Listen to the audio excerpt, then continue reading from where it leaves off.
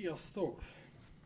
Az a helyzet, hogy nem volt fóliázva a hátsó lámpa, és ez eléggé zavart, hogy olyan vagy nem túl szépen volt megcsinálva, vagy pedig már a széle már kezdett így feljönni.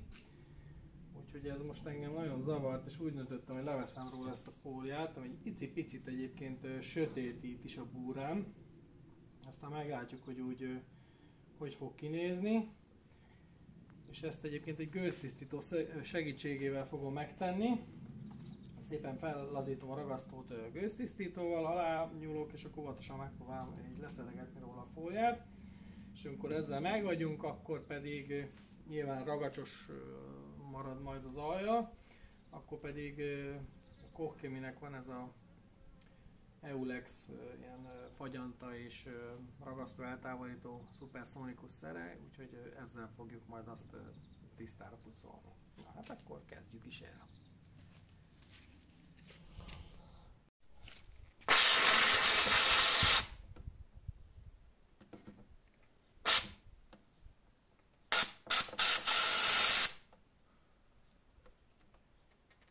Jó, látjátok, hogy szépen megindult a fólia rajta. Nyilván kell neki a folyamatos gőz, mert különben nagyon hamar visszakeményedik. Hopp, és akkor elkezd törni.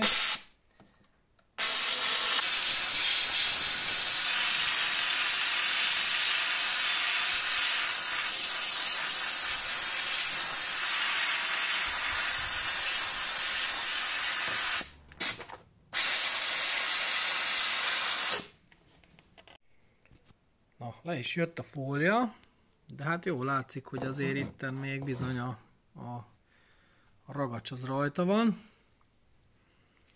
Úgyhogy most akkor ezt le fogom szedni ezzel a nagyszerű kis szerrel. Hát nézzétek, hogy fog lejönni, kíváncsi leszek én is.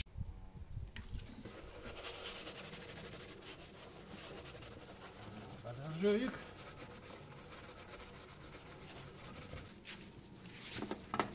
Aztán betörjük.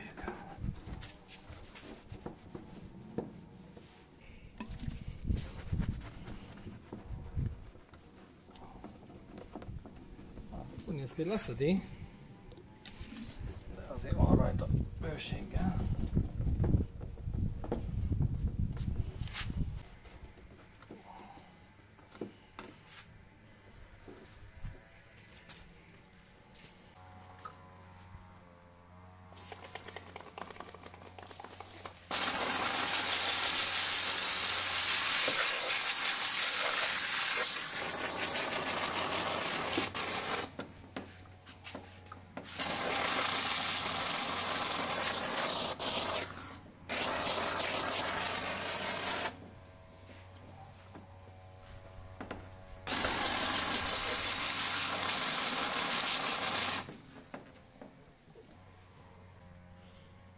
Na, el is készültünk, úgyhogy mégis nem volt olyan vészes, bár biztos, hogy egy fóliázós ezt gyorsabban leszedtem volna, de hát így sem lett rossz. Igazából ennyi lett volna ez a kis videó, hogy megmutassam, hogy esetleg fólia van a lámpabúrán, akkor azért azt viszonylag egyszerűen el lehet távolítani. Én nekem nagyon tetszik, így elmondom őszintén, szeretem a gyárias állapotokat, ezért is vettem le, mert így sokkal nagyobb fénye van az egész búrának. Úgyhogy ennyi lett volna ez a kis videó. Tetszett ez nektek, amit én itten csinálok, akkor iratkozzatok fel, nyomjatok csengettyűt, lájkot, aztán legyen szép napotok. Sziasztok!